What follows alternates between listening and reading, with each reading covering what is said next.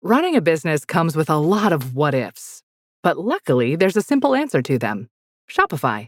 It's the commerce platform behind millions of businesses, including Thrive Cosmetics and Momofuku, and it'll help you with everything you need.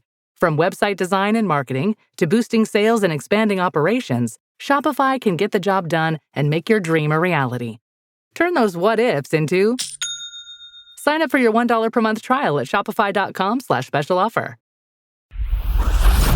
And now, a special edition of the Toddcast podcast. Powered by Citywide Mortgage Services, providing complete financing and mortgage services for residential and small commercial businesses. Visit them at citywidemortgage.ca. Now, here's your host, Todd Hancock. Your first concert, it's likely burned into your memory, right? The anticipation day of, knowing that you're about to see a concert. Then you finally get to the venue, and it's the crowd's energy right before the lights drop, that sound explosion, the bass and drums hitting your chest. Everyone around you is singing. It's chaos. There's sweat, there's noise, exhilaration. The band commands the night, and then when it's over, you kind of stumble out. You're half deaf, ears are ringing, your heart's wired. Well, that for me, that high was Dr. Hook, grade 3, Kitimat, BC. My mom played the hell out of those guys when I was a little kid. So knowing that I was about to see the guys who sang on the cover of the Rolling Stone, it blew my mind. I remember thinking about going to see that show all day in school. And that's what this week is all about. It's First Concert Stories. You're going to hear from 9 guests in sports, an NHRA drag race champion, a pro golfer and Golf Channel host, and a retired NHLer. In entertainment, a Top Chef finalist, a playmate, and an owner of an event staffing agency here in Canada. You'll hear from this week's musical guests in just a sec. A legend in classic rock, a crushing rock drummer, and a charismatic metal singer. My name is Todd Hancock. Appreciate you being there. Well aware that you have plenty of choices, so thank you so much. We got to tip our hat right out of the gate to our title sponsor, Citywide Mortgage Services. Their support means the world, and it's a key reason that we're able to keep blasting out these podcasts for you. And let's be honest, when you're hunting for someone legit to sort out a mortgage, it's possibly one of the biggest things you'll ever buy, a house. Make sure you talk to my good friend Dara. He's one of the owners. He's been doing it forever. He's a legend in the industry. They don't work for the banks. Citywide works for you. They have multiple lenders that they work with, and they make sure that you get the best rates. I work with Dara back in January on my renewal. It was super easy, basic, really. A couple phone calls, couple text messages, and Bob's your uncle. If you're buying, renewing, refinancing, talk to Dara at Citywide Mortgage Services. He will get you the best rate possible. Learn more at citywidemortgage.ca. citywidemortgage.ca. Okay, coming up in just a few minutes in Listen to This, Broken Love singer Justin Benlolo talks about the music industry and the hardest part of breaking and being in a band. That is powered by Tedco RV Supplies in Langley. RV service, repairs, yes, they are ICBC accredited, and they are 9-year sponsor. Absolutely key to why we've been able to continue making podcasts over the years. Big love to Tamra and the crew there. You can find them online from time to time too on Facebook and Twitter at Tedco RV Supplies. I guess they're also on Instagram too. First, let's get to some musical guests in this First Concerts podcast. Blues rock icon George Thorogood, 15 million albums sold, 8 Billboard 200 entries, and he's still bad to the bone. Slide guitar, the growl, the swagger. First concert I ever saw was Chuck Berry. Oh, wow. Yeah, my mother, of all people, actually had a school and said you got to get up a road to Pennsylvania. It was quite a ways from where I lived, and to see him. And I had, I was vaguely aware of him. I was very young. I was vaguely aware of Chuck Berry. And I know he was very instrumental in getting the Rolling Stones started. And I heard a couple of his songs. Didn't know that much about him, so but that was my first show. So where do you go after that? No doubt, man. That's like talk about setting the bar right out of the gate. Yes, exactly. And I may add, I got to meet him that night too. Oh, cool. It was very cool. He was very polite and give me an autograph. And he had a local band called the In Crowd that was playing with him. It was playing pretty much contemporary things, and they backed him up. And he was really good, and the band was really good, too. I mean, a bunch of young kids who didn't know how to play. They were professionals, and he gave a solid concert, you know, and I was allowed to go in and kind of stand at the back because it was a bar, you know, it was a tavern. I was a little kid, you know, and but the music hit me. I understood what was going on. Love that. He goes, I may add, I got to meet him that night as well. From George Thorogood to Seether drummer John Humphrey, Oklahoma Thunder in a South African band, over 2 decades of platinum behind him. Since the early 2000s, this kid is hitting like a hammer. My first concert, believe it or not, man, was the Go-Go's. No shit. Okay. I had a friend, my second concert, which I usually say is my first, was Kiss. Right. In 83. But my friend, just as a fluke, had an extra ticket. And I wasn't a fan per se, but I'm like, yeah, I want to go to a concert, man. My parents won't be there. Right. Get out of the house, man. I can just... And it was the Go-Go's with a flock of seagulls opening. Wow. And how old would you have been for that? I would have been 12. Okay, so did that influence you at all into be like, I'm going to do that. I'm doing that. I think the whole scene, man. I mean, you know, the lights going down and the aroma of marijuana. That was the first time I ever kind of smelled that. And just everything about it. Those days. Right, and sometimes those are the best ways to go to shows. My friend, just as a fluke, had an extra ticket. So from Seether's drummer to Seven Dust singer LaJohn Witherspoon. Seven Dust formed in 1994. Over 7 million albums globally, 3 gold-certified records, and multiple top 15 Billboard 200 debuts. Oh, man, wow. So that's funny. I grew up in Nashville, Tennessee. And I remember... This might be odd to people, but if you remember the group New Edition. Oh, yeah. The Municipal Auditorium, which is still there in Nashville. We've never played it, but we played everywhere else in Nashville. It's a very, very old arena.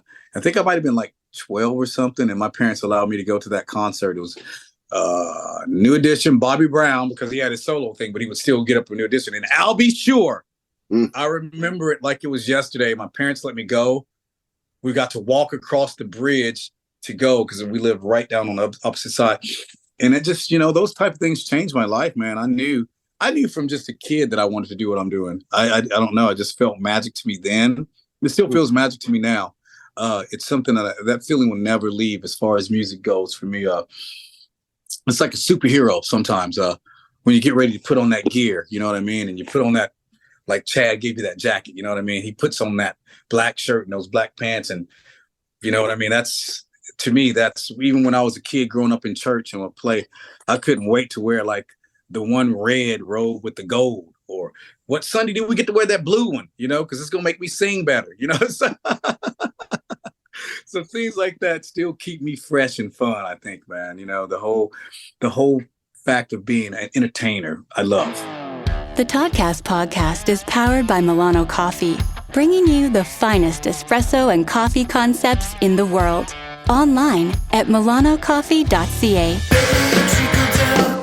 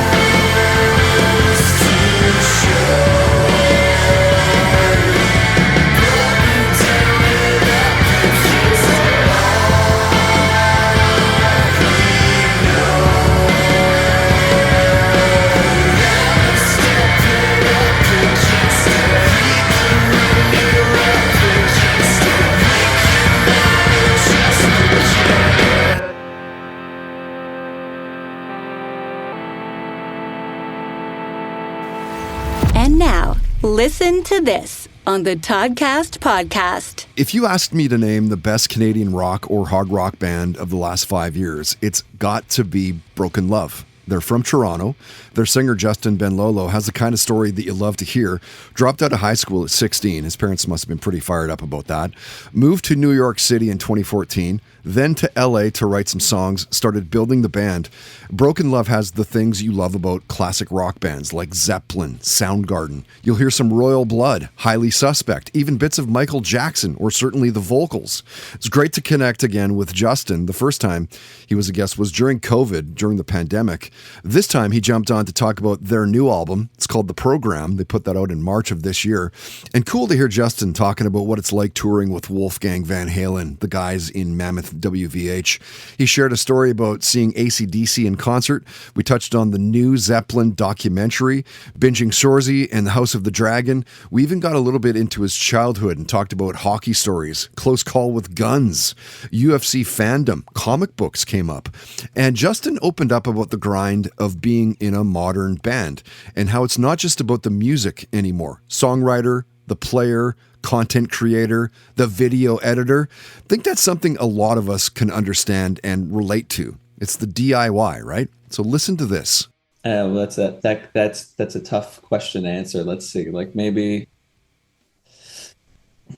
I think what's tough in general is just the way the landscape has changed, especially with rock music and just how everything has become more digitized with streaming and all that kind of stuff. And like, you know, my generation is like we're kind of on the edge of like where we still didn't have like, you know, TikTok and Instagram and Spotify only became a thing when I was like 16 or 17, you know, like we were still, you know, downloading music illegally and all that kind of stuff. But what I'm getting at is like I think the content machine really changed a lot when I was growing up, whereas like I have younger siblings and for them, it's just like they have full TikTok, brain rot, all that kind of stuff. They grew up with that stuff. And it's just the idea of having to become like content creators now is so foreign, I think, to a lot of at least my generation of musicians, because we're like, wait, hold on. Like, you know, they used to just tell us to make maybe a YouTube cover every once in a while. Maybe that would be the thing. Now it's like you have to make the music and you have to post all your pictures and you have to make these like dumb reels and TikToks that are like clickbaity and Oh, and by the way, you need to do that daily as well. Yeah, and you have to do it consistently because there's an algorithm now that like this, that, and the other. And it's like, man, it's fucking exhausting because like I just want to make music. And I feel that. Sometimes it feels impossible to get your music out there without acknowledging that these things are important. And there's only so much like what's the word I'm trying to say here? Like I have a sense of pride. There's only so much pride I can have in like, oh, I don't want to do that. You know, I don't want to be the TikTok band or whatever. You know, it only goes so far before you're like, shit, well, maybe this is something you have to utilize these days if you actually want to make it anywhere. And you know, and the thing about that too, Justin, is like you've only got a certain amount of creativity too, right? Like, so if you're like taking away from the product, like you say, I just want to fucking make music.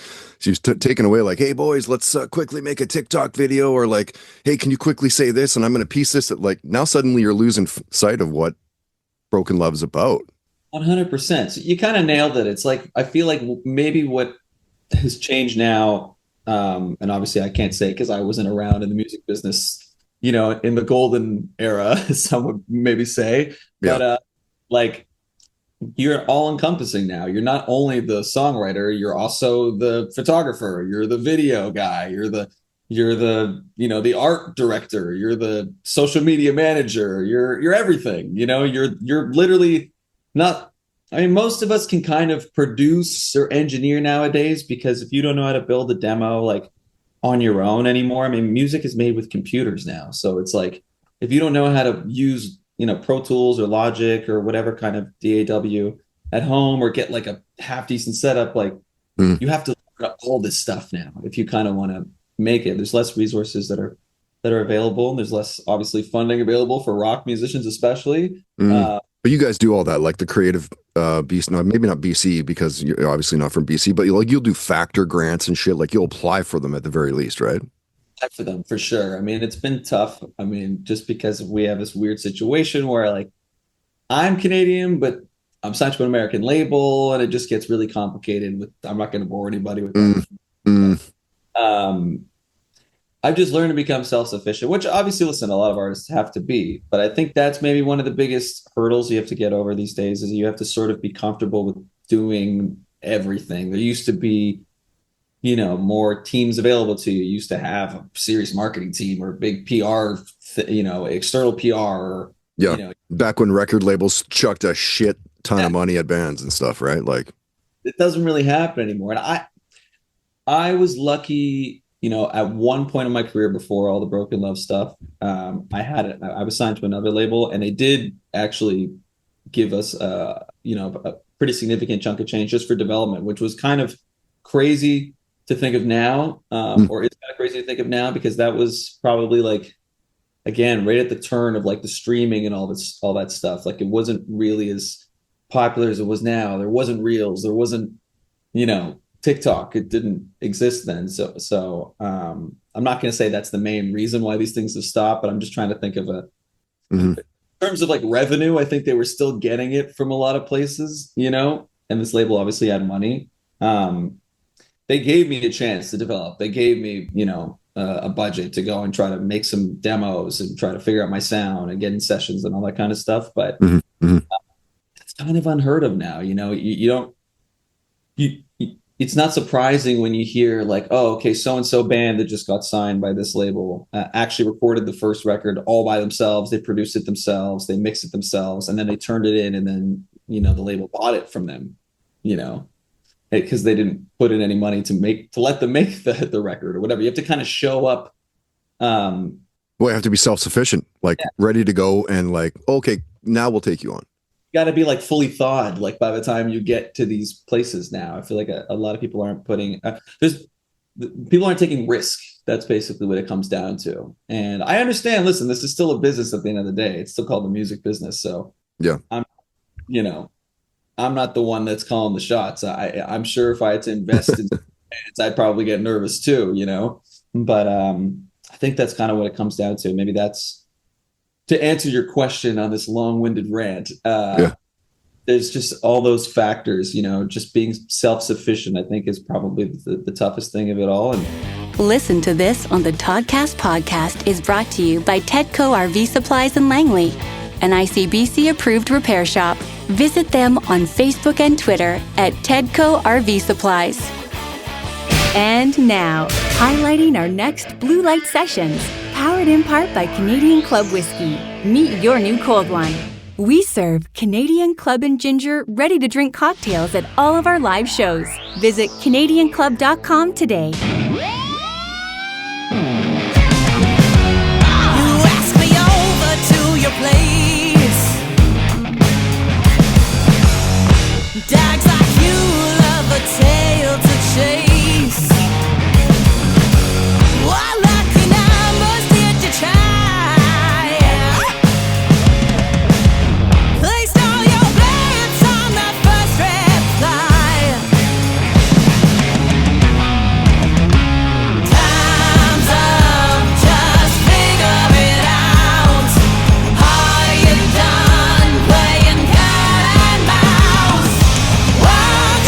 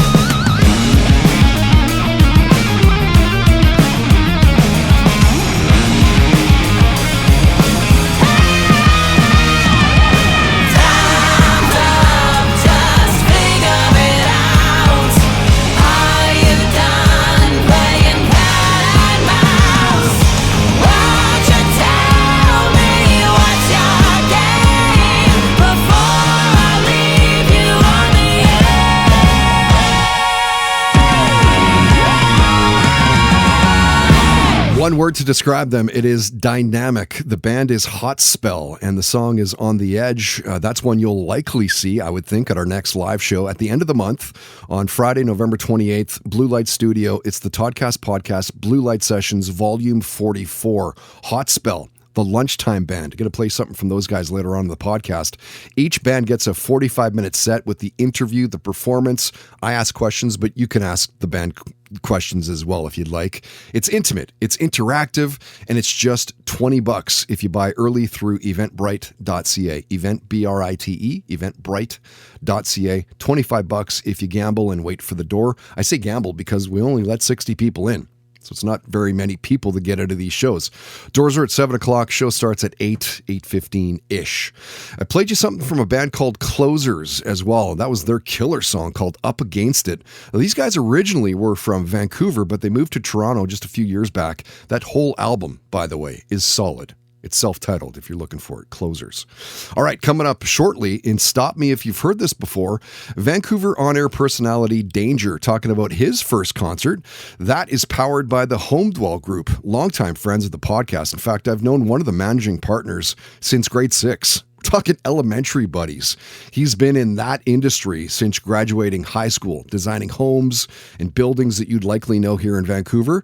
Now he's helping you buy and sell homes. So contact Kyle today through homedwell.ca, homedwell.ca. First, let's get back to more guest highlights in this First Concerts podcast and some sporting guest visits.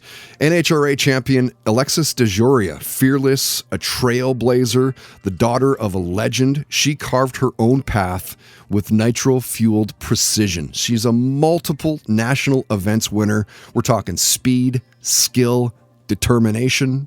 My very first concert, that is, let me think. I've been to so many. My dad took me to so many concerts growing up. I want to say, Michael Jackson. I think it was Michael Jackson. Wow. Or it was the Doobie Brothers. I'm not sure. It's one or the other. Nice. Both great both performers. Around the same time. Yeah. I saw the Doobie Brothers at a little park in Kelowna, up in the Okanagan here in BC, and it was amazing. They had 2 drummers. I didn't know that they had 2 drummers until I saw them live.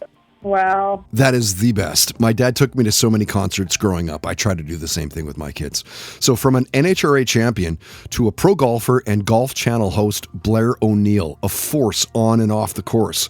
She's an LPGA competitor who turned into a media star. You will probably know her as the winner of the 14th season of Golf Channel's Big Break, specifically the Dominican Republic edition. My first concert was, I want to say it was Cher. Oh, wow. Was it? Yeah, and that's because my stepmom listened to her all the time. Right. That had to be good. That had to set the bar. So I was very influenced by my parents, right? Of course. Of course. And I was very young. Yeah, right. Fair enough. And that was because my stepmom listened to her all the time. And so from a golf pro and Golf Channel host to a retired NHLer, and even though he blocked us about a month after our interview, we'll still include the next guy. I think that we were tagging him too much on social media posts. So here's an idea. Maybe share a post from time to time. Like, why do the interview if you don't want to share it? Anyway, retired NHL forward Sean Avery, who you'll know, of course, as an agitator, playmaker, headline magnet. He racked up 406 NHL games, 106 goals, 122 assists. We're talking tenacity, trash talk, and fearless energy. My first concert was a Blue Rodeo concert in Halifax, Nova Scotia. I think 1994, I believe. Okay. Yeah. And they're always really good band. Like even present day, these guys are really impressive live. They're one of those bands that, they pop around. It's different guys singing songs. It's not just one lead singer. Yeah, no, Blue Rodeo is a great, solid show. Like, I don't think you're going to get a bad Blue Rodeo set from those guys. Yeah. I mean, they're getting older now, but back then they were still, 94. I definitely think, it was a fun show.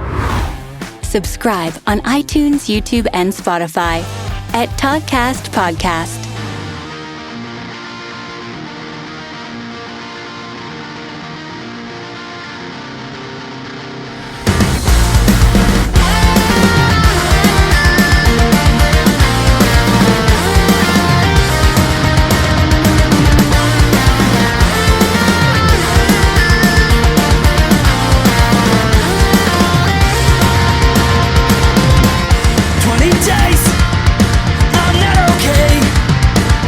goes our way, nothing ever goes our way.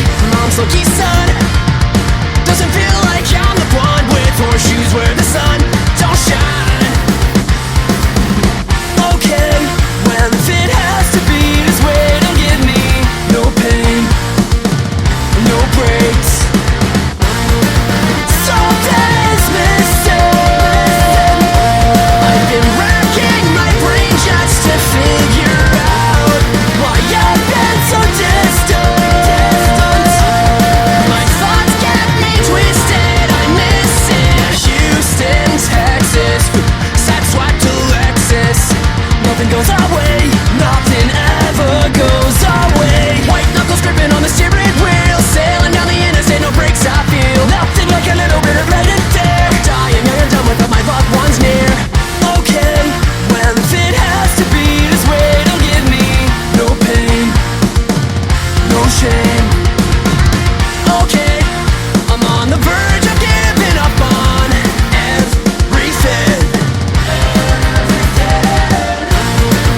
Some days missing, I've been racking my brain just to figure out why I've been so distant. My thoughts get me twisted, I'm missing you.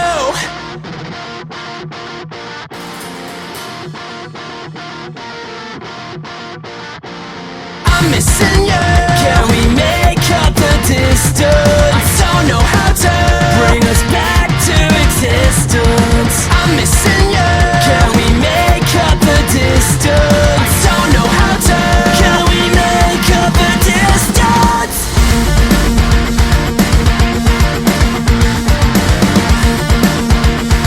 Make up the distance. 20 days, I'm not okay.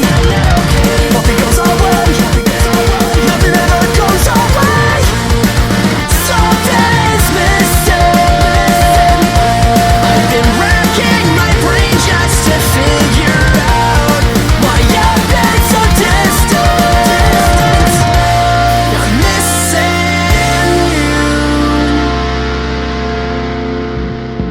you. And now, stop me if you've heard this before on the Toddcast podcast. If you grew up listening to Vancouver radio, you've definitely heard Darren Grieve, or Danger, as most people know him.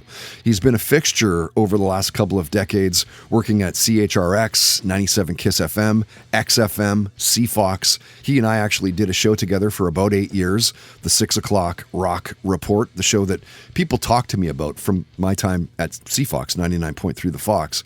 And I bet you if you talk to Danger, he would say the exact same thing. That show was so unique in its time. Bands would come in, get interviewed, play acoustically.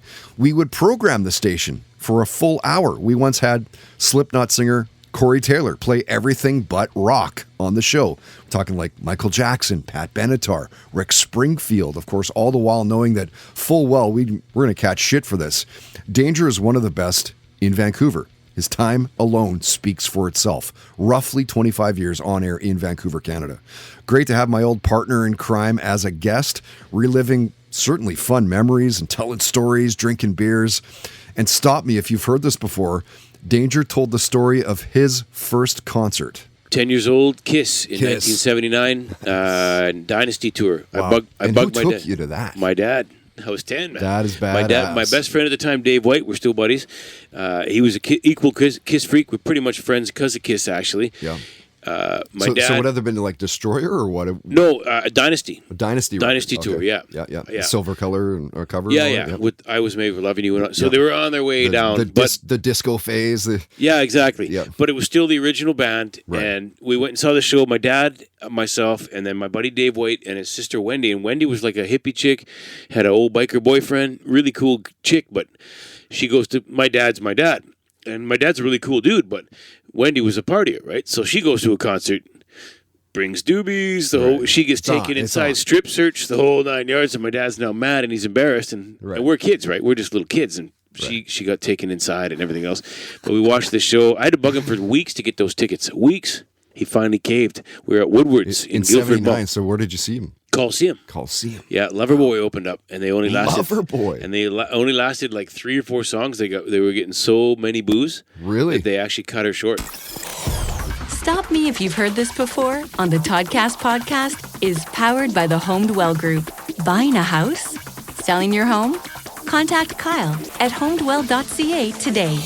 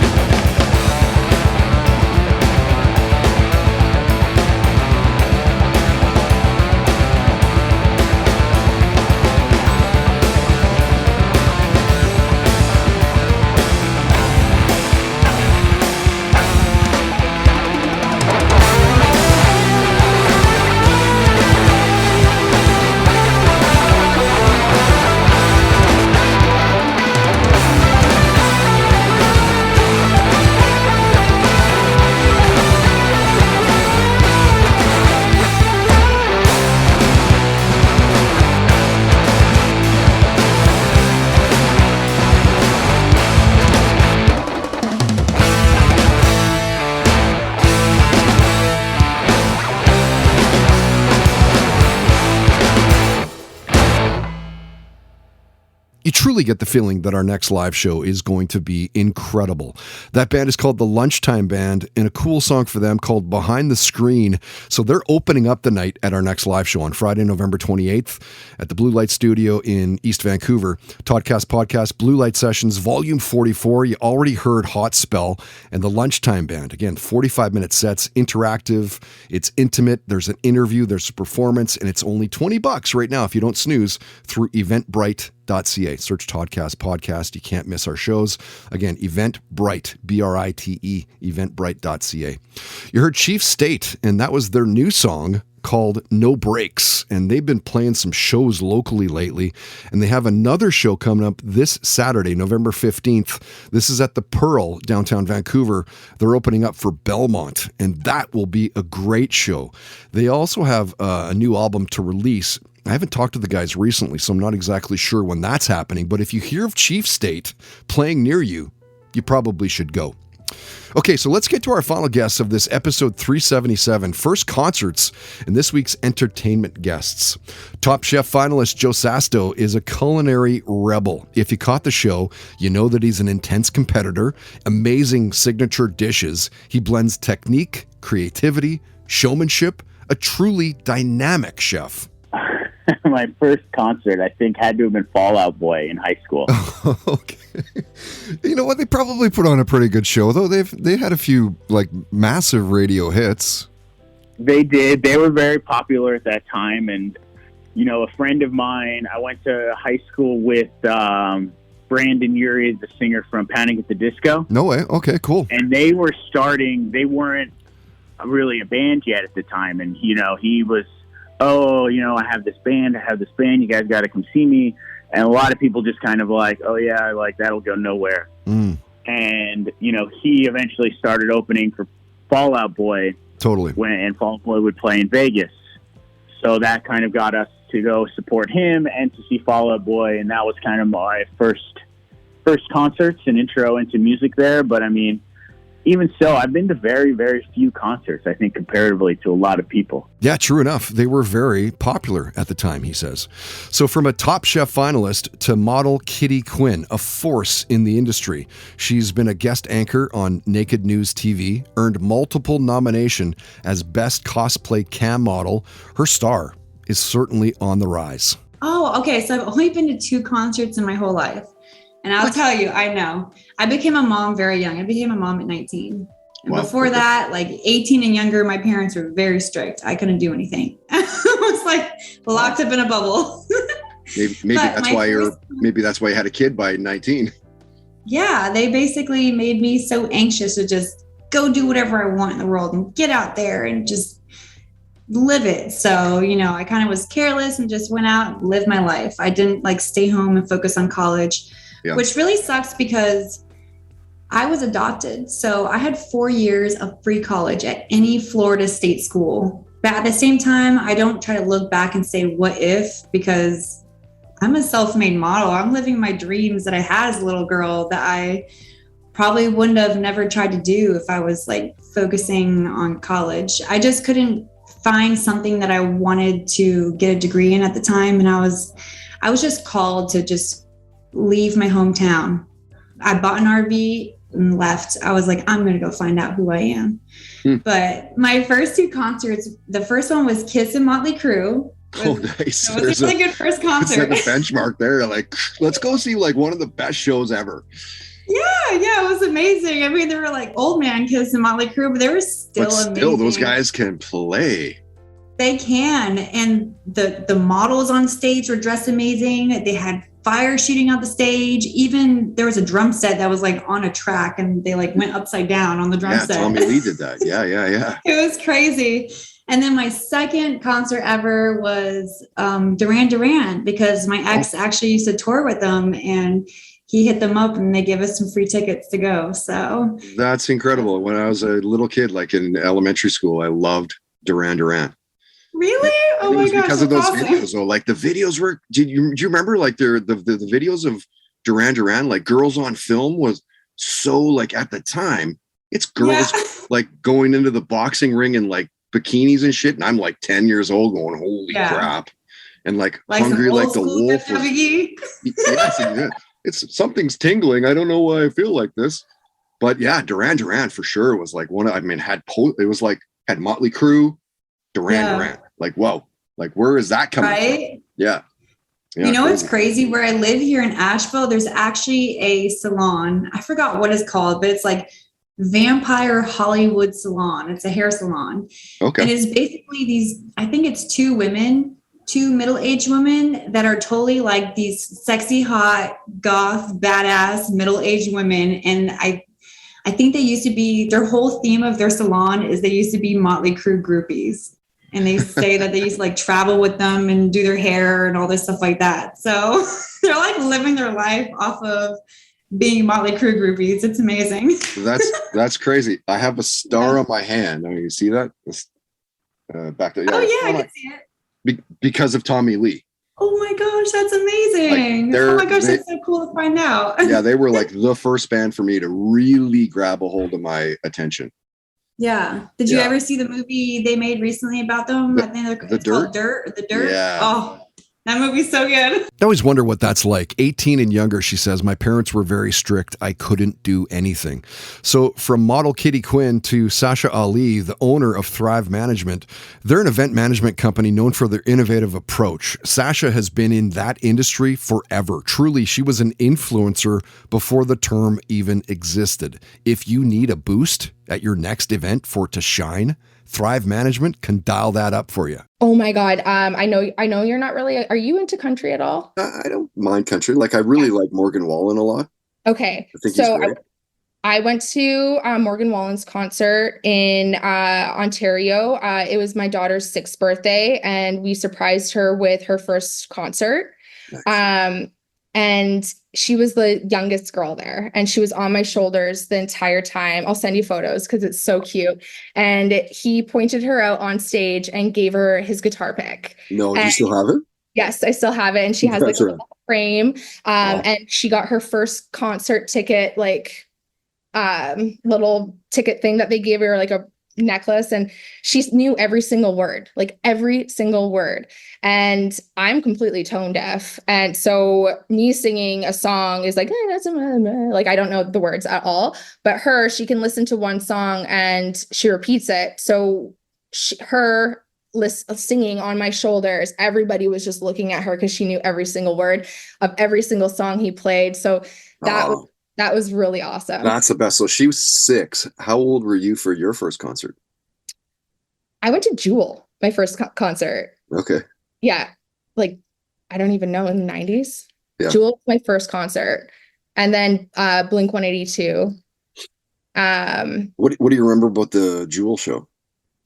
That I was wearing velvet and my hair was braided. Okay. That's great. She was awesome. Like, I remember it was like in the small theater in Vancouver. And she was like yodeling and stuff. Yeah, it was like forever ago.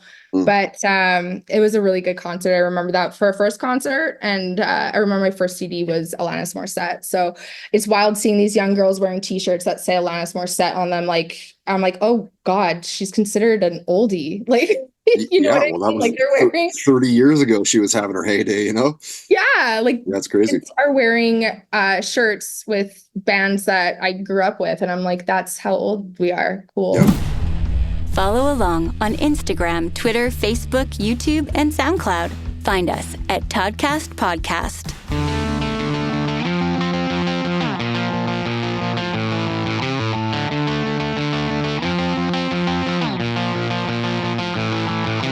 Take me down the hard way. My feet will walk away with a final grudge. Take me down to the beast where I'm holding my child. Take me down on my knees where my world is insane.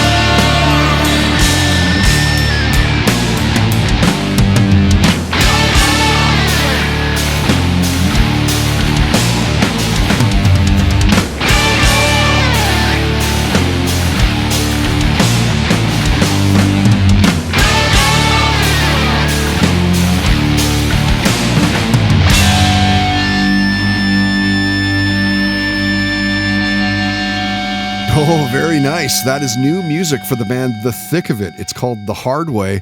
And I guess only a few months back now, they played a podcast, Blue Light Sessions, and absolutely blew the roof off the place. Good guys, and absolutely killer live band. As we'll put things to bed this week, talking first concerts, and somehow they just hit differently, don't they? Like, do I remember all of the shows that I've been to? Sure, I guess. But do they all have the same meaning as seeing Dr. Hook singing Freaking at the Freakers Ball? No. Like, the answer to that is no, they don't. So big thanks to all of our guests this week. Some go back like 8 or 9 years here, highlighting their visits so many years ago. Love hearing people talking about their first concerts, and I hope you did as well. So let's call episode 377 done. Once again, my name is Todd Hancock. Thank you so much for being there, for listening. If you like what you heard, we always say this, but it makes sense. Please tell your friends about us. We are part of the Realm.fm network, Realm.fm, if you want to check out other nonfiction and fiction podcasts. You can subscribe to us on iTunes, Spotify, SoundCloud, Apple Podcasts. All of the videos, all of the interviews, all of our live shows that we do are posted at our YouTube channel. Comment and rate. That helps us out as well. Where else would you search but Toddcast Podcast? Huge thanks to all of our excellent sponsors. Find all sponsor websites at toddhancock.ca. You can sponsor the podcast as well, for as little as $10 a day. There's a contact info form on our website. Hit me up and I'll grab a coffee, have a beer or whatever, and see what we can do. Oh, and by the way, if you help us find a sponsor, indeed we still do this, we will give you a commission if you help us find a sponsor. Okay? Till next time, don't be an asshole, because nobody wants to be around that. Nobody needs to be around that garbage. Have fun, play hard, and most of all, believe in yourself. You've been listening to the Toddcast Podcast, powered by Citywide Mortgage Services, dedicated to helping you find the best mortgage rates. Available 7 days a week at citywidemortgage.ca. Oh, the Regency era. You might know it as the time when Bridgerton takes place, or the time when Jane Austen wrote her books. But the Regency era was also an explosive time of social change, sex scandals, and maybe the worst king in British history. And on the Vulgar History podcast, we're going to be looking at the balls, the gowns, and all the scandal of the Regency era. Vulgar History is a women's history podcast, and our Regency era series will be focusing on the most rebellious women of this time.